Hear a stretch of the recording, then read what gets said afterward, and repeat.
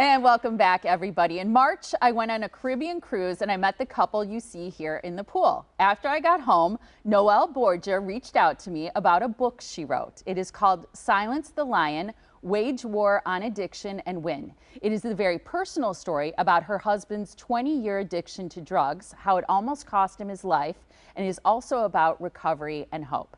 Noelle and Sam Borgia join us now with more about Sam's problem, how it affected their marriage, how he kicked the habit, and what they're doing now to help others. It's great to see both of you. Great to see Thank you also. for having us, Thank Molly. you so much. I can't believe you're sitting here. You're from Michigan. We met in another part of the world. Yes. You got in touch with me. Yes. I'm so glad you did. Me You were too. really just starting to spread the word about this book, right? Yes, yes, and we felt like when we met you on the cruise ship, you just had asked us to take a picture. We were in the pool and then started interviewing us, and we thought, well, maybe that's a sign. Maybe we can do this Just PR laughing. tour, right? So like, yeah, can I take a picture of you in the pool? I think we were making you laugh about the Greek captain or something like that. Yes. And then we were just going to be starting when we got back from the cruise, this leg of our PR tour, podcasts and TV. And I said, you know what? She made us feel so comfortable. I think that was a sign. We better reach out to her. That's adorable. I have to ask you, Sam, before we do get in a little deeper about your story, how does it feel to have your wife writing a book about your addiction and for people to know about it? I give you a lot of credit because you obviously gave her permission to write about it, but how do you feel about it? Well, I feel, of course, you know, these are personal things. These are things that, you know, you want to forget about. But at the same time, I know what God did for me, and I know what He took away from me, and He showed me mercy and grace.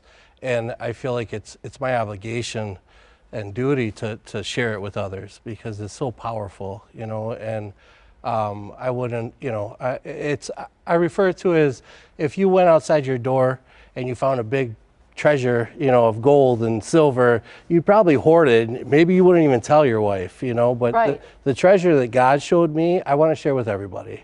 And I want them to maybe get the same thing that God gave me, and they can be freed from this bondage of addiction and live not only just a sober life, but a flourishing life. Yeah, yeah. So how did your addiction start? It started early 2001. I was in a motorcycle accident. And I almost lost my ankle and I broke my back and I was laid up for a long time. And during that time, I developed a pain pill addiction, which led into, you know, harder drugs and heroin and coke and, you know, crack and everything like that. And, you know, it just evolved. And once you get in that addiction, that pit, it's like there's no life, you know, there's nothing to look forward to. It's not fun. Addiction, people, oh, they're partying. It's not like that. You're just, you're not getting high. You're just trying to get by. Right. You know? I think there is a big misconception about that. And I wonder, I don't know if this started before you were married, but did you know about it? No, I didn't know about it. So we met in 2015. He actually just showed up at my door one day. He was a neighbor, and it was a Lions game, and we had a big snowstorm. So he had invited a bunch of neighbors over, just going door to door, like, yeah, I cooked all this food. So, you know, he just showed up at my door one day. And I was divorced. I had 2 little girls, and very quickly thereafter we developed a beautiful relationship. But I didn't know anything about this addiction other that he had, you know, was in a motorcycle accident, and he took this little pill called Suboxone. So he really wasn't truthful about it with me. But at the same time, I think he thought it was a season and a chapter that had been closed. And, you know, he was just excited to start this new role as a husband and, you know, move into a beautiful new home together and take on the role as stepfather. But all of those things, you know, the stress and the winds of change, you know, sometimes it takes nothing to resurrect an addiction that you thought has been, you know, defeated. Yeah. So that balancing act that maybe he could keep up when he was a single man, really, he was unable to do so. It caught up with him. Yeah, with it all the almost responsibility immediately, exactly. of marriage and everything else. And had you tried a lot of things to try to quit? Did you go through rehab and recovery programs? Yeah, I mean, everything the world had to offer, I tried to, you know, take advantage of it, whether it be inpatient, outpatient.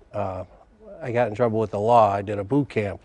You know, Psychiatrist. so, yeah, you know. I really didn't, you know, tried everything the world had to offer, and it got to a point where I just, I gave up. you know. What's up with the hospital picture? What was going Yes. on? Was that like That was- organ failure? Yeah, so that was right towards the end, and I actually tried to take my own life. Oh. And I just didn't want to live like this no more. And, you know, I was sick of hurting people, and, you know, addiction hurts all those around you that love you, you know. And, you know, you start to process that shame and guilt, and it's just, you know, enough's enough. And I just, you know, didn't want to do it anymore. Yeah. Why did you hang in there, Noelle, and stay with them? I knew beyond everything that he was still in there, and you know, I just believed that God had more in store for him. You know, he was just in this black pit, and he viewed himself as the enemy. You know, when you live in that darkness, you just see everything as darkness. And that saying, you know, misery loves company. You just seek out more of that darkness. But, you know, occasionally, you know, he would try to, you know, make steps in the right direction, and very quickly he'd be pulled back down again.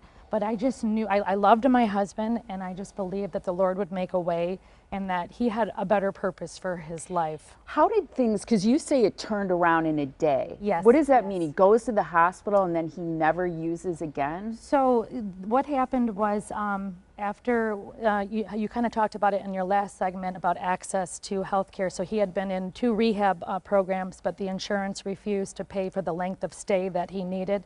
And that's when he came home, and basically after they kicked him out of the rehab, he was still wallowing in this addiction, getting worse, and, you know, attempted the suicide. That's how he ended up in the hospital. So when he got there, he basically had to be resuscitated. He had a 5% chance to live. He had heart attacks. He was on dialysis. He had multi-organ failure. Basically, his whole entire body was dead. He was in life support on a coma for 9 days.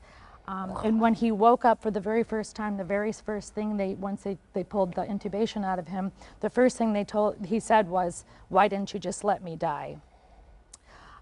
So then he was still in this the state of bitterness, shame, guilt, because not only was he still alive, but now he was living inside of a body that was deteriorated. You know, he really had nothing to live for. And I had just been praying and going to church and just believing, like, Lord, you have to do something. You have to heal my husband. This can't be the end. This isn't what I'm believing for. And he'll describe the moment. One night it was Say about... it real quick, 'cause Yes. we're running Yeah. out Yeah, of time. basically, I was just in the hospital room, very, you know, I couldn't rest. There was no comfortable place to be had. And at that point, I just cried out to the Lord. I said, Lord, if this is it for me, I don't want to live like this, you know. Please help me. Please free me. Take this away from me. And I just received such an overwhelming warmth and love just enter my hospital room, enter my body, enter my soul.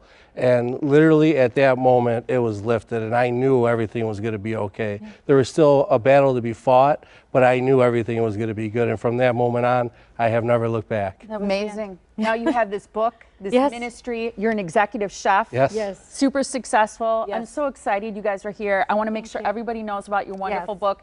Thank you so much. I'm so Thank glad you. we met. Molly, It was thank you. fantastic. Us too. And again, Noelle Borgia's book is called Silence the Lion. You can find it wherever books are sold. And if you want to take a weekend road trip to meet them, she has a book signing on Saturday, May 17th in Detroit. For more information, or if you know someone struggling with addiction, visit shatteredmirrorministries.com.